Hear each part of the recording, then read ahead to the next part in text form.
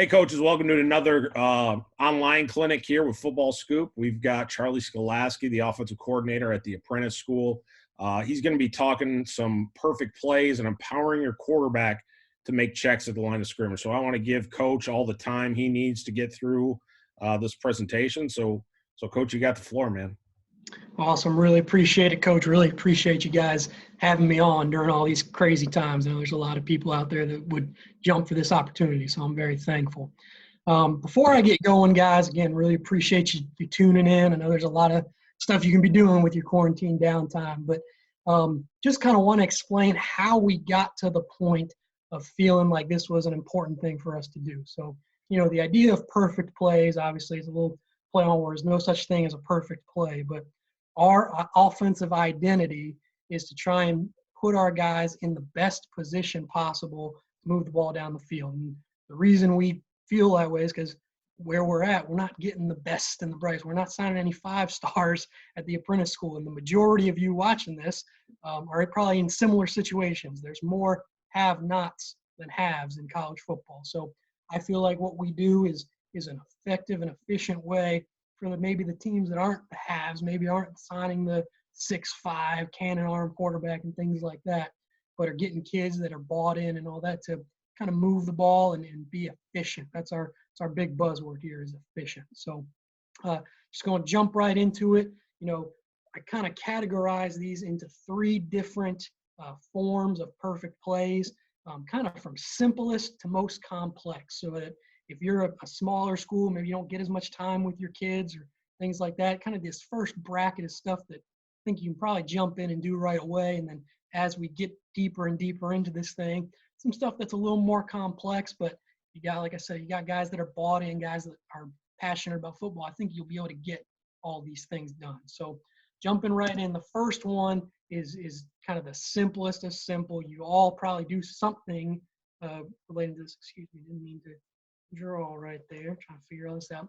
We call it space count. So like I said, the simplest form, you're just forcing the defense to cover down on all the eligible guys. The 2 over 2, 3 over 3, all that good stuff. When the defense doesn't match numbers in space, the quarterback has the freedom to spit the ball out there, whether it's spot route, a hit route by number 1, a bubble by number 3, which is what we do the majority of the time. You'll see here on film.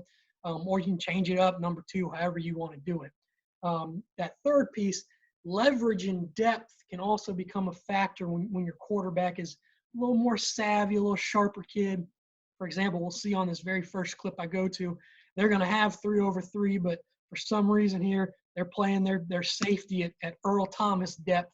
You can kind of see there at the bottom left of the screen, there's a little shadow of a safety that's playing at 23 yards or so. So technically in this picture, right, we're looking at 3 over 3, but our quarterback understands we like that look. We got plenty of air and opportunity out there. So this is, for lack of a better term, this is an RPO. We've got zone tagged going towards the front side away from the trips, and then we've got our bubble concept down here to the field. But in these space plays, these space count plays, he's really making the decision on the run or pass pre-snap.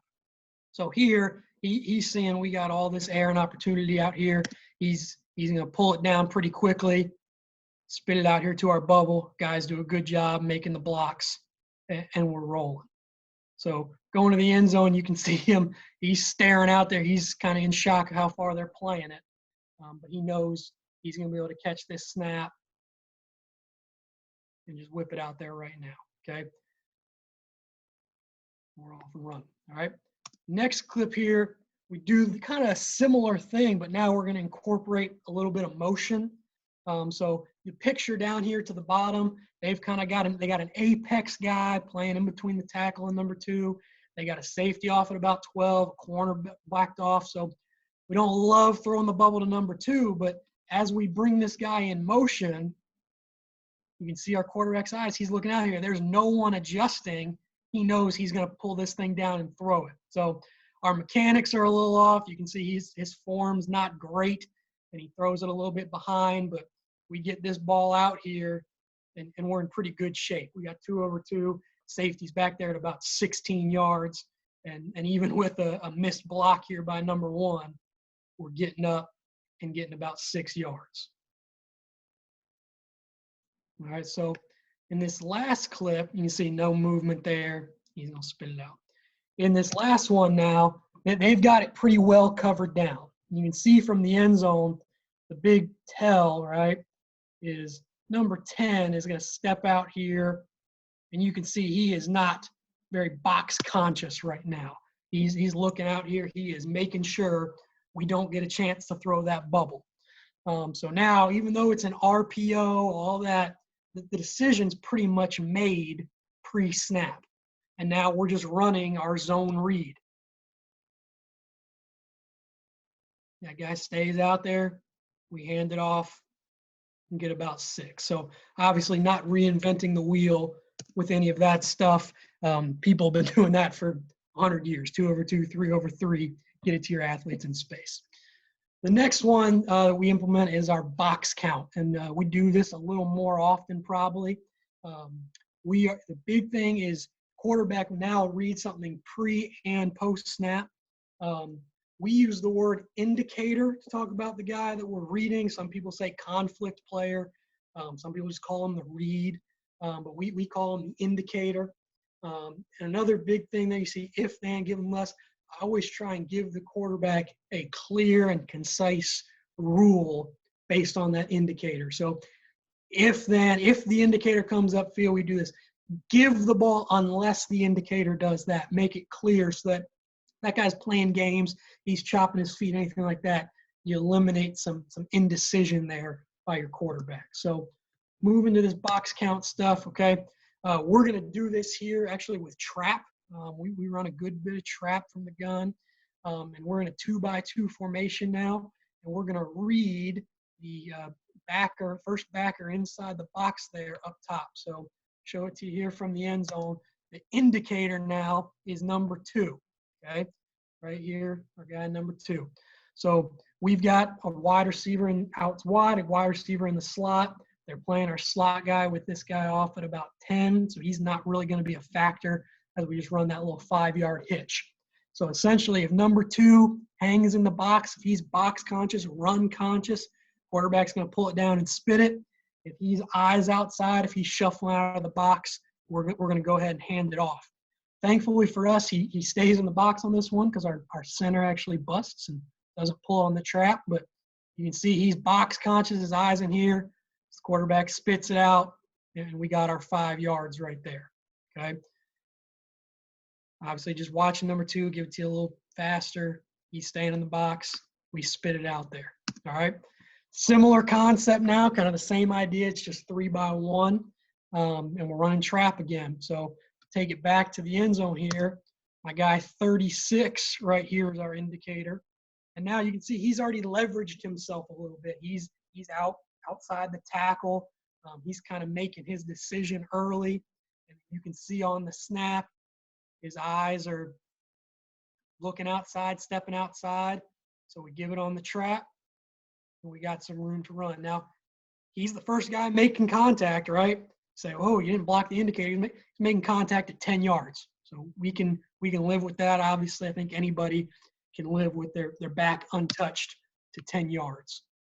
Kind of mixing it up now, doing it with some of our zone and veer concepts. So we're going to run this same stick concept out here. He's in the flat. He's vertical. All right.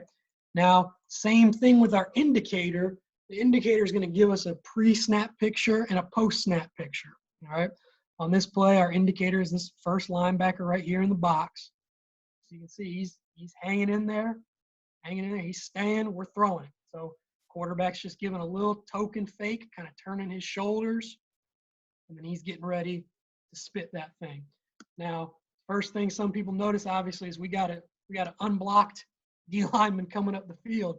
He is still our read guy. He's still the read if we choose to run the ball. So you'll see here in a minute, if the indicator gives us a run read, now we're going to read that guy just like we would in our traditional run game. So perfect example right here. Very similar look, similar concept, okay? Here's our indicator right here, this linebacker. we're going to see, excuse me, hang with me here. We'll see his eyes. He's very conscious of the receivers out there. He's starting to creep out. So now we're going to read our end right here. He's up the field, and we're handing it off. Right, from the end zone, you can see it. Number 10, he's not a box conscious guy right now. He's out wide. He's checking out number 3. Quarterback now knows we're going to run the ball. And now he's reading this unblocked end here. The end crashes, he's going to pull it and follow right behind him. It's still going to be just our zone read. But now the indicator has told us the RPO is out of the mix.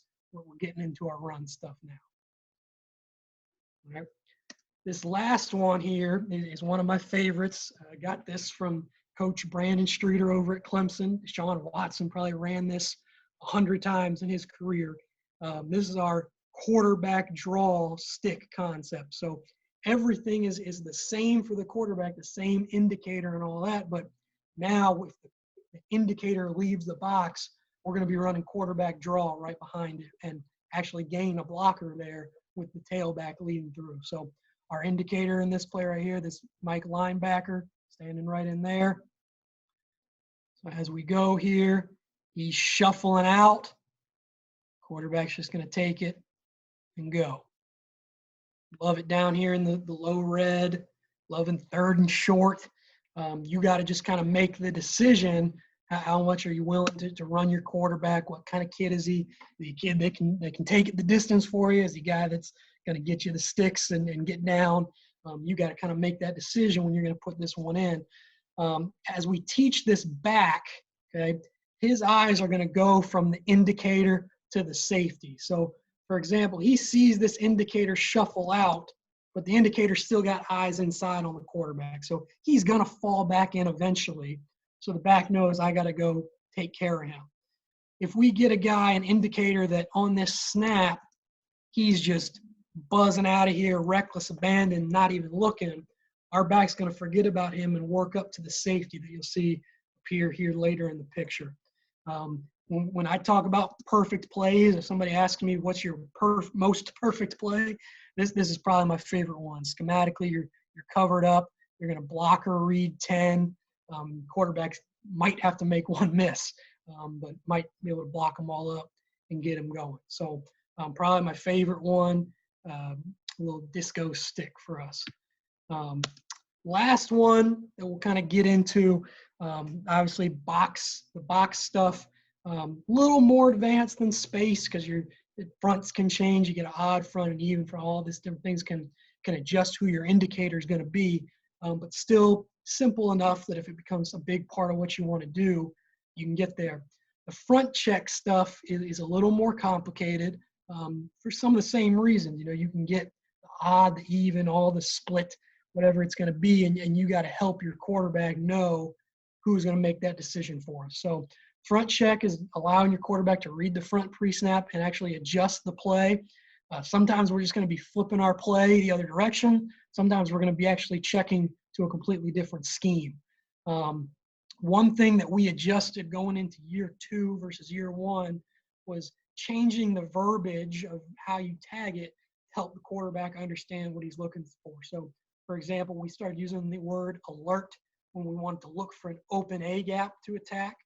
And we started using the word check when we wanted to find a 3 technique, check, tech, kind of word association for our guy there. So getting into these, the first one we do, and we do a lot of it, is our Veer Check, which is actually, we're going to check opposite of where the 3 technique is.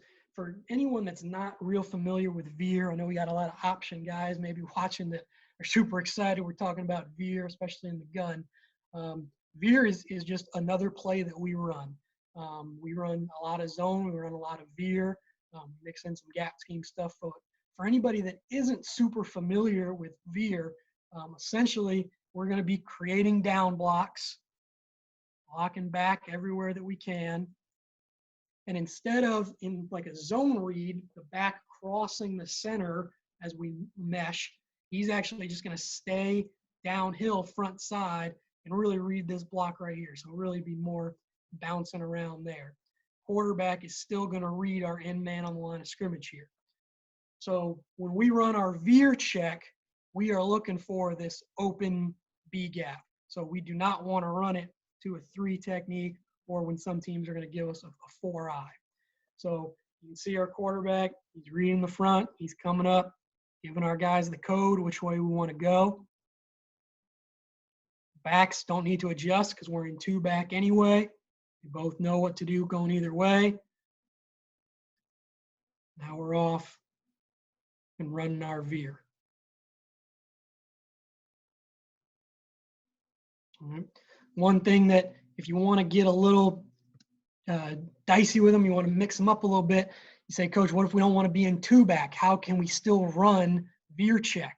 Which is a big part of what we did also, was getting in single back and bringing guys in motion. So we had 2 different kind of motions that we could use in the slot here, okay? If our back was aligned opposite, obviously the motion guy is going to become your pitch back. When we have our back opposite, he's going to come in, just the traditional orbit motion, follow through, be our pitch guy. You'll see here we have our opposite, our solar motion, where he's going to come in and return back out as the pitch guy. So he'll come, get in pitch phase, snap of the ball, he'll pivot, and he's downhill. We're still reading our veer the exact same way. So get it to you from the end zone. Quarterback's made his check. Odd front, we're really okay kind of going either way. It's going to be a preference. If we can, we'll keep the back where he's at, just for simplicity's sake. Make sure the receiver gives him his motion. Ends up the field. Handing it off. So veer check, probably our most used check. Really simple for the O-line, really simple for your backs. All right. This one was one we really kind of cooked up specifically for this team, but we actually ended up coming back with it a little later on. So we wanted to be able to continue to run our stick concept that we like so much, running the hitch with number 3, flat with number 2, vertical with number 1. But we wanted to be able to RPO it and keep ourselves in a run play that we liked. So for this one, we came up with what we just called bubble check. Essentially, our quarterback was going to run us to the bubble. So what we mean by bubble is this open B gap, wherever it's at. So we wanted to run whatever run play was going to have us running away from the 3 technique.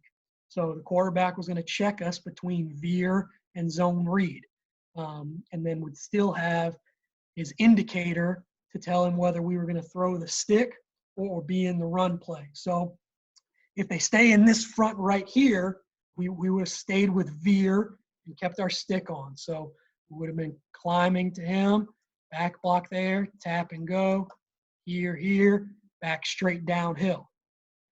As they adjust, though, we knew they were going to play some games with us. They flip these guys over. You can see our quarterback being patient, waiting it out, communicating to the O-line. Now we're going to take our back across. We're going to go to zone read rather than veer so that we can run at our bubble.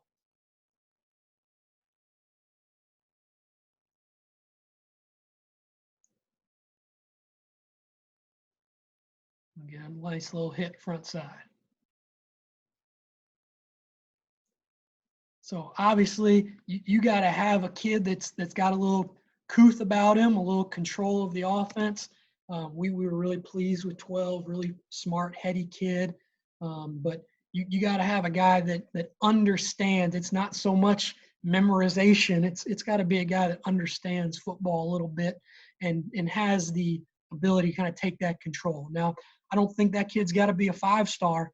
We've got another kid that isn't a special athlete, doesn't throw the ball as well as 12, but is a 4.4 GPA in high school and loves him some football. I'd run veer check and bubble check with that kid all day because I know that he cares, he's passionate about it, and he's locked in. So it's really more about your mental makeup and ability. This last one, give me for the audience. We knew this team was going to give us a little 4-eye, kind of like we mentioned before. That's if you're playing against an option team and you call your defensive buddy and say, hey, what do we do to stop this option team? He's going to say, play some 4-eye. So we get a good bit of 4-eye throughout the year. And here we have our trap check on.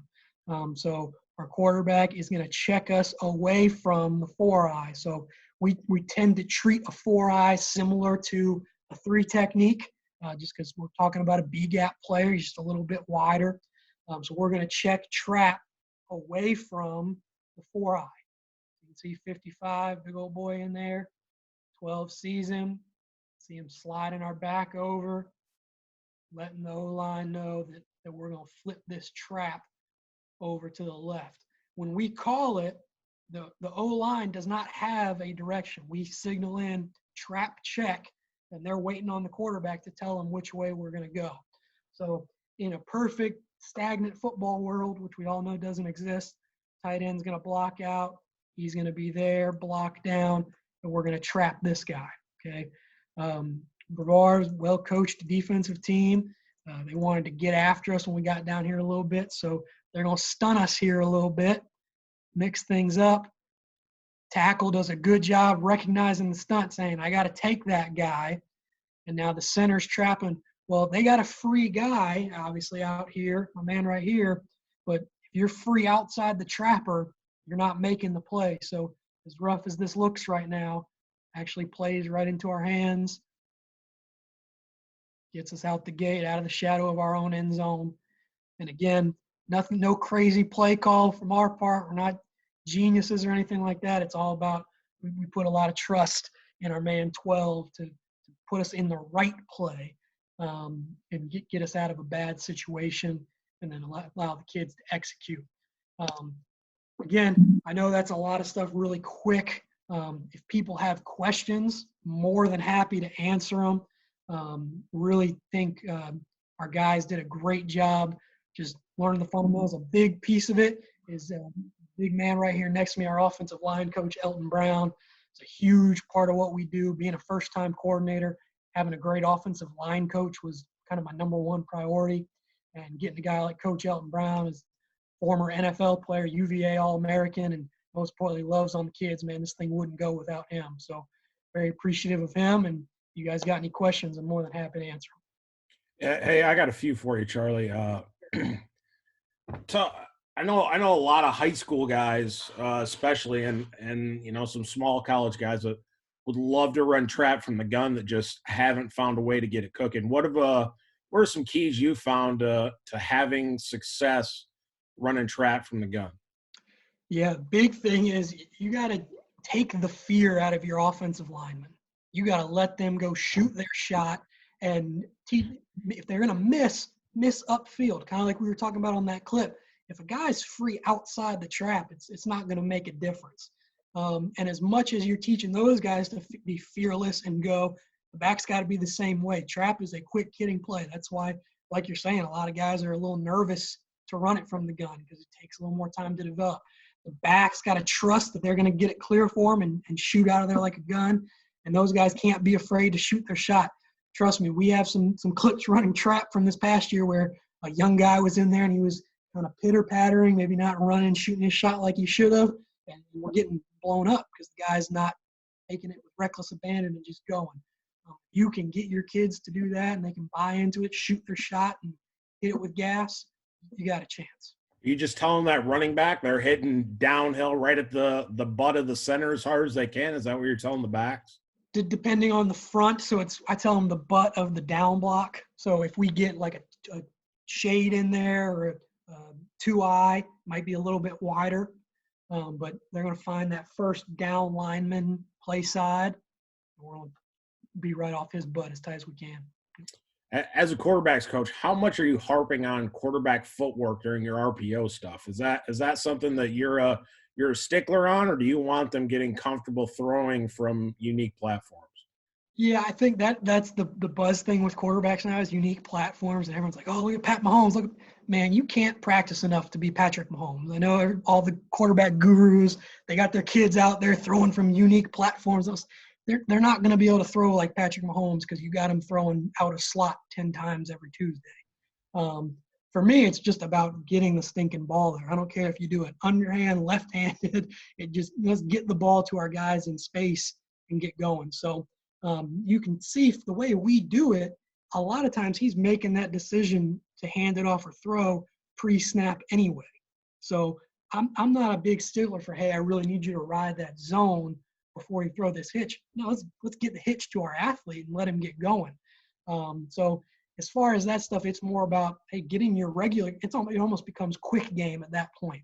Mm-hmm. Get your feet set. Let's get the ball spit out there, because you see the one clip I showed where he's a little out of sorts, throwing it sidearm, and guy's got to turn around to catch it, and now it's not as clean. He's got to spin and try and get upfield.